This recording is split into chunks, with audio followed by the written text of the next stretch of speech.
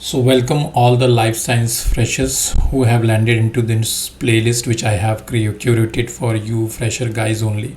So, this playlist will basically cover the introduction, or you can say a detailed concept on pharmacovigilance. Those who are interested, any life science graduate, it may be, as I mentioned in my earlier session on scope of pharma field.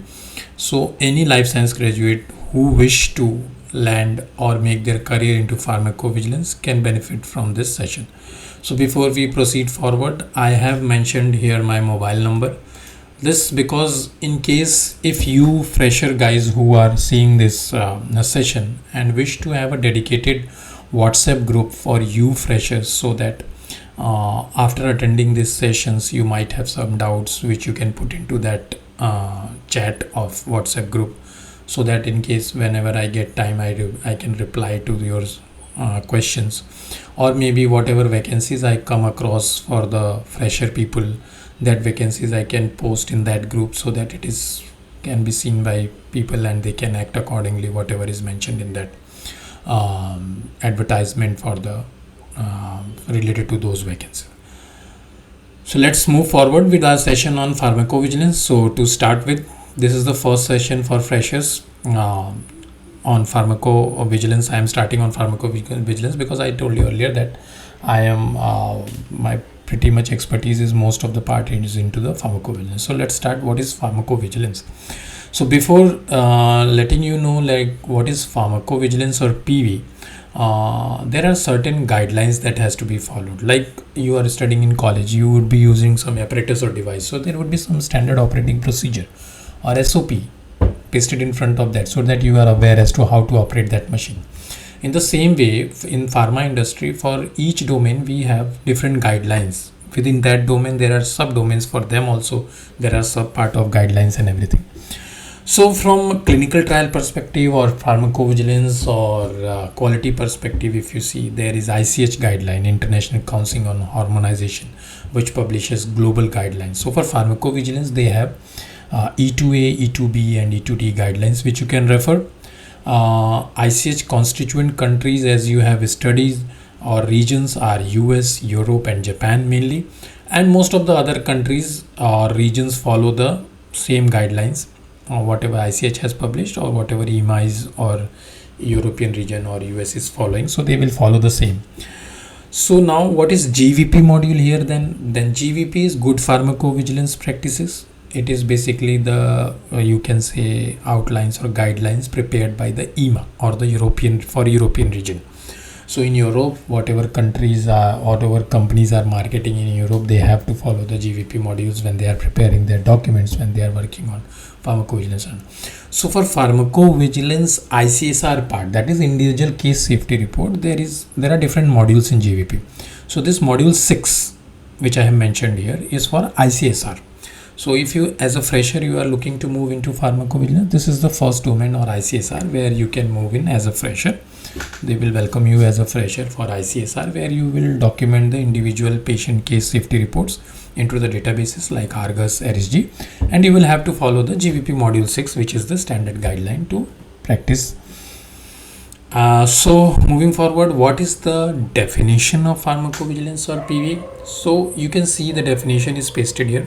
So it is the standard definition from the guidelines, you will find it. But if I talk in layman language, or if I am teaching you, I'll try to make you understand in the simple as possible. So first of all, before discussing this definition, by pharmacovigilance I mean that it is the study of side effects, as you have mentioned, as you have known earlier in my introduction slides also.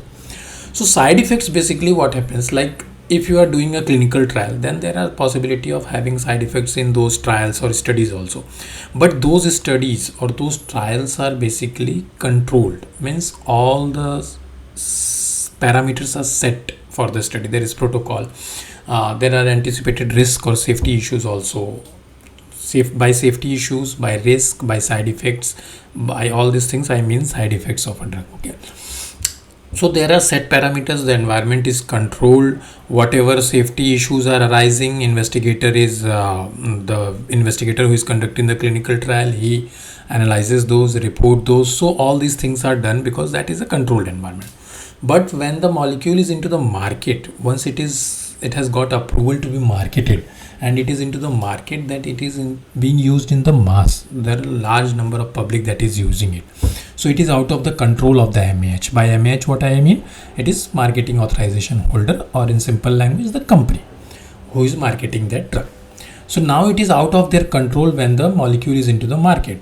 So, and when the molecule is into the market, it is being used in wide variety of patients. Be it the patient only for the indication that is the molecule approved, like say paracetamol is approved as an anti-inflammatory, as an antipyretic. So it is being used as per standard guide, their RSI, it is mentioned that it is to be used as antipyretic. So it will be used in the patients who is having fever. But it is not necessary that the patient who is using it is having only fever. He might have diabetes, he might have hypertension, he might have other medicine, there's diseases also for which he is taking medicine. So when the paracetamol is being used with other medicines or in other disease conditions, it might cause rare side effects. So basically, pharmacovigilance in post-marketing or post-marketing safety surveillance, the same terms, that is done to find the rare side effects. What are the rare side effects that could happen with your drug? So it is one of those processes to understand what is the rare side effects that happen. Now, before it is being practiced and it is into the market. So first what happens that some side effect is detected. Like how it is detected, like somebody could have reported that this is the side effect that they experience. Somebody could have posted it on social media, from where is screening, by screening you could have found it. Some researcher could have published a literature, or you can say they could have published a literature or their article into a peer journal that this happened with this molecule. So these are the different sources from where you can find or detect the side effect. We will come to those sources later on as we are studying. This is just an introduction that I am giving you. So this is how the side effect is detected. Now once it is detected, then as an AMH or as a company, your responsibility is to understand as to was that side effect related to your molecule. Is there any causal association between your molecule and the event or the adverse event that happened? You need to assess those from each and every angle. There are different angles that we will discuss later on. So after detection, you have to assess and understand what is that side effect, how is it related to your drug, whether it is related or not. And if you find that the drug and the event pair, or you can say that the event that happened with your drug that is reported or detected is having a causal association with your drug, means it happened with your drug, you have a sufficient evidence, you can say, to believe that this adverse event happened with your drug. So in that case, you need to have some prevention or action plan to control those adverse effects in the public when it is being used. So that is part of risk management plan, as we discussed earlier in our introduction session.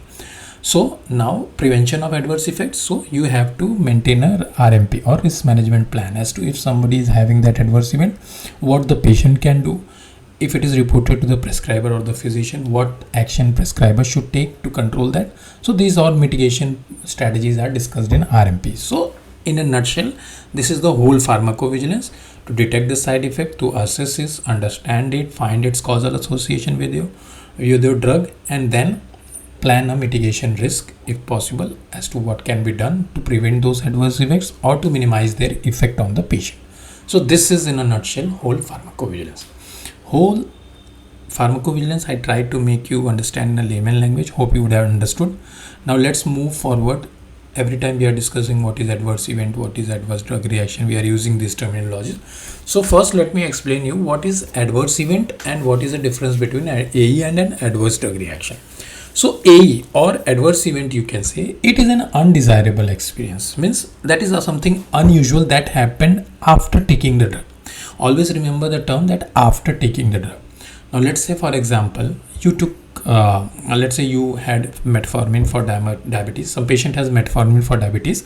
After taking metformin, maybe you can say 1 hour or 2 hours later, when he came out of his home and walking somewhere, he had a snake bite. Now this snake bite is not related to the metformin. In no case it is related to metformin. But since this is an undesirable experience that you had after taking the drug, so it becomes an AE. It's not necessary that it should be related to your drug, but it's something unusual that happened after taking the drug, so it becomes an AE or adverse event. Okay, now what is an ADR?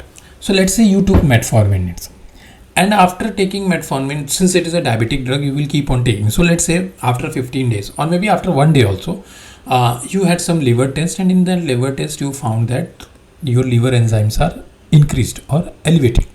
This was not earlier, but after taking metformin, just next day itself you had a lab test and you found that liver enzyme increased. So it is not necessary that it happened with the metformin, but you cannot say that it has not happened with the means you are in a doubtful situation. You will be in doubtful situation that after taking metformin, when I had my test, so I had liver enzyme increase. So is it not possible that metformin has caused the liver enzyme to increase? However, it is possibility also that there is no relationship with the metformin, but now it is susceptible or doubtful situation. So this is the difference between AE and ADR. Means ADR has some reason to suspect as this event could have happened with your drug. So that is ADR. But AE doesn't have any reason to suspect or nothing like that. It might or may not be related with your drug. It is not necessary that there has to be doubtful real association. That is adverse event. But if you are doubtful, if you have any possibility or any susceptible causality that it might be related to your drug, that is known as ADR. So hope I was able to make you understand what is the difference between adverse event and adverse drug reaction, and also provided you the examples also.